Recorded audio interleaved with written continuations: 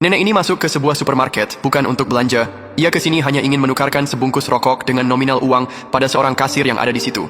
Namun sayangnya kasir ini menolak rokok sang nenek. Bahkan wanita kasir tersebut justru mengusirnya. Sang nenek berkata, "Jika tidak mau mengganti rokok ini dengan uang, saya juga mau jika rokok ini diganti dengan 1 kilo beras, agar bisa buat makan untuk cucu saya yang di rumah."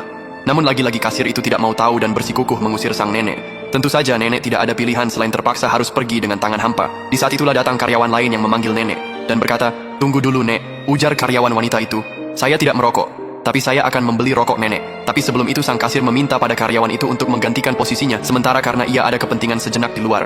Kemudian wanita ini merogoh sakunya mengambil uang bermaksud mau membayar rokok sang nenek. Sebenarnya wanita ini juga orang yang hidup sederhana, namun demi membantu seorang nenek yang miskin, ia tidak harus berpikir kedua kali. Uang pun diserahkan pada nenek. Bahkan wanita tersebut juga membelikan beberapa kebutuhan bahan pokok, dan di dalamnya diselipkan beberapa lembar uang untuk sang nenek. Luar biasa sekali kebaikan wanita ini.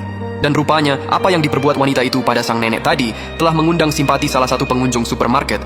Pria itu berkata, "Kamu orang yang sulit ditemukan di dunia ini. Seandainya isi dunia dipenuhi manusia sepertimu, pasti dunia ini akan lebih indah dan hangat."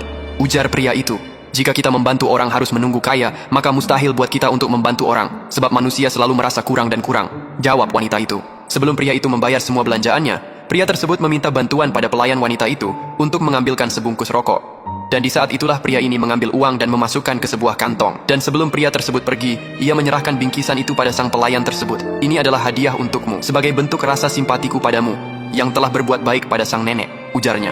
Betapa terkejutnya wanita itu setelah mengetahui bahwa di dalam bingkisan itu ternyata berisi uang yang lumayan banyak. Kemudian ia mengejar pria baik tadi dan berkata, "Kakak, kenapa kamu memberiku uang sebanyak ini?" teriak wanita itu.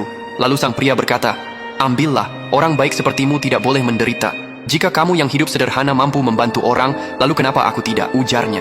Luar biasa. Semoga kisah ini menginspirasi kita semua.